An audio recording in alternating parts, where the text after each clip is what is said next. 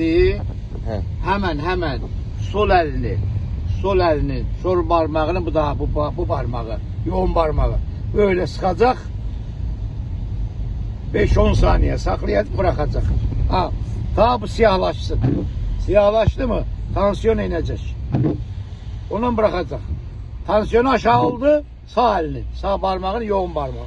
Öyle sıkıp saklasın, boşlasın. 10 saniye, 15 saniye saklayıp sıkıp boşlasın, tansiyonu bu adamın kalkar. İsteye hiç zaman tansiyona denk gelmesin, çörek otu, günde bir kaşık, çay kaşığı çörek otunu koysun ağzına, çiğnesin. Bu adamın tansiyonu normalde kalır. Aşağıda olsa yukarıya gider, yukarıda olsa aşağıya gelir. Günde bir kaşık çörek otunu çiğnesin. Bu tansiyondan halleder. Bir tane de hecemet yaptırırsa tam bitti. Hiç zaman tansiyon olmaz, ben garanti veriyorum. Kalp damar tıkanıklığı için Ona göre ilaç yapan benim. Ama her zaman sirke kullanın. Elma sirkesi kullanın. Her zaman. Her zaman sirke kullanın. O kalbe de bir tane hecemet önemli. Bir de ben bir ilaç şeker hastalığı için. Şeker hastalığı için ilaç vereceğim. 3 aya tam garantili ansölini bir 21 güne indiririm, bitiririm. Ondan sonra 2 ayda ondan sonra tam biter. Şeker hastalığı biter. Kanser? Kansere bakır ne kanser olacak? Kan olacak, bağırsakta olacak, beyninde olacak. Hangi kanser olacak? Kanser var 40 güne bitiririm. Kanser var 6 aya tam biter. Tumoru 7 gün. Tümör. Yani tümörden bahsediyoruz. Beyin tümörü, evet. 7 günde bitiyor. 7 güne tam bitiririm. Sinozitime girin 2 damla. 2 damla atıyorum.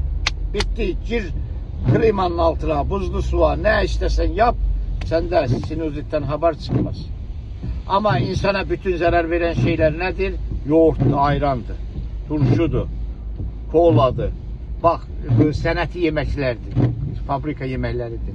Çalışın doğal yiyin. Beyaz ekmek çok zararlı. Çəpəkli ekmeği yiyin. Bak, onları yeməsə sizə zarar gelmez. Yoğurtu kesin evinizden. Ay demə bu doğaldır, nədir. Yoğurt, ayran, doğal bırakın. Zarar veren bir şeydir. Bak, yiyin. Bacağın ağrıyor. Yiyin, halsız oluyor. Diyorsun hele bir uyum, hala bir uyum. Öğlen yemeyin, öğlen çok ziyandır. Herkes öğlen yemese 3 kişinin işini yapar. Zarar veren bir şeydir. Lütfen bunlardan uzak kalın, hiç zaman hastamayın. Zencefil çay için daha hayırlı. Çörek otun çayın için vücudu ağrımasın. Eğer isterseniz vücudu sağlam kala, vücudu ağrımaya, kimikiler ağrımaya, yoğurttan, ayran, beyaz ekmeği evinizden kesin, yemeyin. Bunlar zarar verir. Akşam makarna, patates böyle ağır şey yemeyin. Akşamlar yüngül şey yiyeceksiniz. Yüngül, ufak. Hafif şeyler. Hafif şeyler yiyeceksiniz. Yoksa insanlar ağırlaşar. Evet. Onun üzerinden herkes kendine az yemek. Her kimde bak, ben bir de bir şey söyleyeyim. Eğer çok böyle bir kuvvetli hastadırsa aç kalsın. Mide yarası var, ne bileyim, bağırsak yarası var, aç kalsın. Herkes 14 saatten o tarafa aç kaldı. Yani Allah, bizim Rabbimiz oruçluğu niye koyup mide istirahat etsin. 14 saatten fazla kalsın, kanseri de bitirir o.